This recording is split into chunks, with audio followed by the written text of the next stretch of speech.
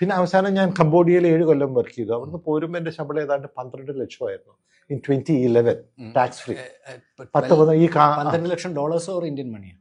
Dollar 12 ലക്ഷം dollar അല്ല, 12 ലക്ഷം Indian money. I'm sorry, around 14,000 US dollars. So it was about 10-12 lakhs.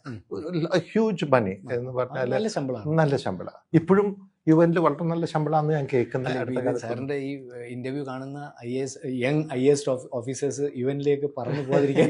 Young UN officers മാത്രമല്ല, ഞാൻ പറയാം ചെറുപ്പക്കാരൊക്കെ ഉണ്ടെങ്കിൽ ഇത് കേൾക്കുന്നുണ്ടെങ്കിൽ നിങ്ങൾ UN പോകാനായിട്ട്, ഇന്ത്യയിൽ നിന്ന് UN പോകാനായിട്ട് എന്താ മാർഗം എന്നറിയാത്തതുകൊണ്ട് പലരും അത് ശ്രദ്ധിക്കാറില്ല. അത് ഇപ്പോൾ IAS സിവിൽ സർവീസോ ഒക്കെ. പക്ഷെ ചെറുപ്പക്കാർ ഇത് കാണുന്നുണ്ടെങ്കിൽ UN ഒരു ചെറിയ ജോലിക്കാണെങ്കിലും കയറിയാലും നല്ലതായിരിക്കും.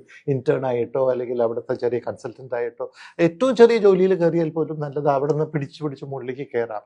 അത് തീർച്ചയായിട്ടും ഒരു കരിയർ പാത്ത് സാധ്യതയുണ്ടല്ലേ? ഒരുപാട് സാധ്യതയുണ്ട്. ബുദ്ധിമുട്ടാണില്ല അത് ഞാൻ പറയുന്നില്ല. പക്ഷെ ഭാഗ്യമൊക്കെ വേണം, എല്ലാത്തിനും ഭാഗ്യം വേണം.